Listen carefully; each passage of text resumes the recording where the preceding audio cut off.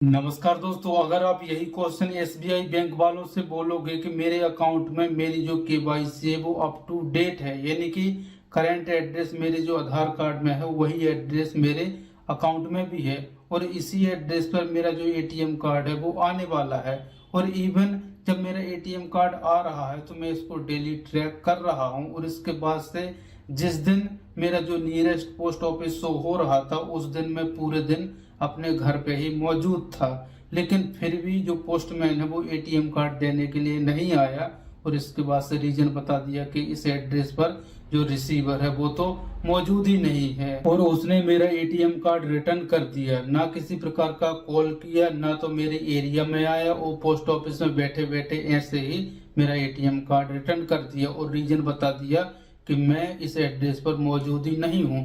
तो ऐसे में गलती किसकी है? मेरी तो नहीं है, मैं तो पूरा दिन मौजूद ही था घर पे। पूरा पूरा गलती पोस्टमैन की है।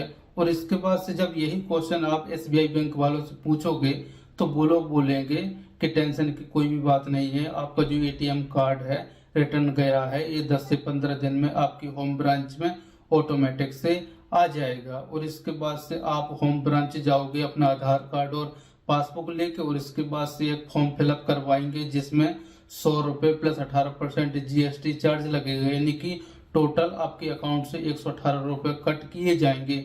इसके बाद से जब आपकी गलती है ही नहीं, इसमें पूरी पूरी गलती पोस्टमैन की है, तो फिर मेरे अकाउंट से 118 रुपये क्यों काट रहे हो? तो इसका उनके पास कोई भी क्लियर आंसर नहीं होता है। बस नियम पे नियम आप लोगों को समझाते रहेंगे कि ये हमारे नियम में है कि अगर पहली बार जब एटीएम कार्ड या फिर चेकबुक आई थी और अगर आप रिसीव नहीं करते हो तो इसके बाद से होम ब्रांच में चली जाती है, और इसके बाद से आप लोगों को 118 रुपये चार्ज लगेगा अन डिलीवरी का। तो अब क्या ही कर सकते हैं, 118 रुपये काट ले और इसके बाद से आप होम ब्रांच से आप अपना एटीएम कार्ड या फिर चेकबुक कलेक्ट कर सकते हो। तो पोस्टमैन का तो कुछ कर नहीं सकते, ये लोग मेरे ही अकाउंट से चार्ज कट कर रहे हैं तो कर ले। और ये जो प्रॉब्लम है ना, आई थिंक मैं बहुत सारे लोगों का कमेंट्स देखता हूँ सोशल मीडिया में भी कि ये 50% हो गया है। जैसे कि अगर कोई भी आइटम आता है 100 में तो 50% रिसीव होता है और 50% ये रिटर्न जाता है। आजकल ऐसा हो गया है कि पोस्टमैन लोग देने के लिए नहीं आते हैं और वहीं पर बैठे बैठे रिटर्न करते रहते हैं। ऐसा हो गया है, अब क्या ही कर सकते हैं। अच्छा, अब मैं आप लोगों को एक जरूरी बात बता देता हूँ कि अगर आपका भी एटीएम कार्ड या फिर चेकबुक आ रहा है और अगर आपको पहले से ही जो ट्रैकिंग नंबर है वो मिल चुका है और आप डेली ट्रैक करते रहते हो, और इसके बाद से जिस दिन आपके नियरेस्ट जो पोस्ट ऑफिस है वो शो होती है तो आपको 10 से 15 मिनट अपना निकाल के और आपको सामने से पोस्ट ऑफिस चला जाना है और इसके बाद से वहां से रिसीव कर लेना है।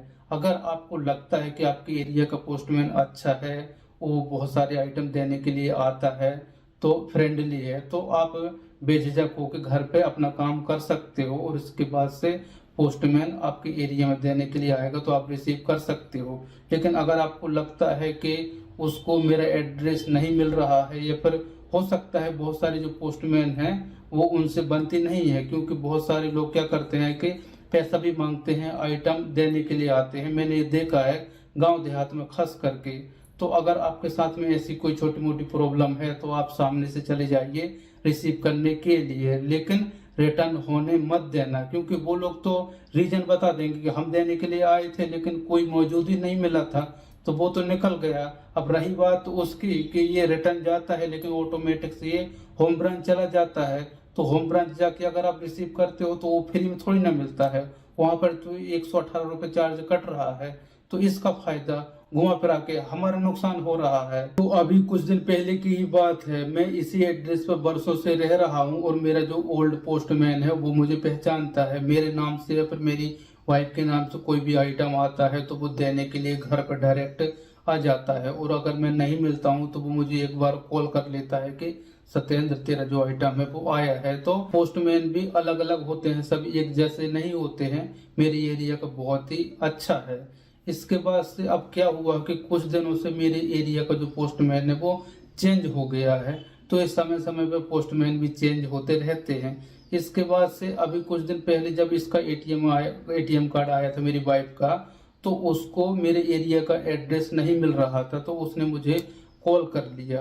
हालांकि आया नहीं देने के लिए, लेकिन मुझे कॉल जरूर कर लिया था, तो ये अच्छी बात है। लेकिन तो अगर कोई नया पोस्टमैन आता है और उसको आपका घर का एड्रेस नहीं मिलता है, तो इवन वो आपके एरिया में तो आ ही सकता है ना। आपके घर के आसपास कोई चौक होगा, कोई बड़ी निशानी होगी, तो वहां पर तो आ ही सकता है ना। इसके बाद से अगर घर नहीं मिलता है तो वो किसी से पूछ सकता है या फिर आपको कॉल कर सकता है कि ये जो एड्रेस रिसीवर है ये कहाँ पर है। लेकिन यहाँ पर तो अलग ही फंडा हो रहा है। यहाँ पर तो पोस्ट ऑफिस में बैठे बैठे ही ये लोग रिटर्न कर रहे हैं,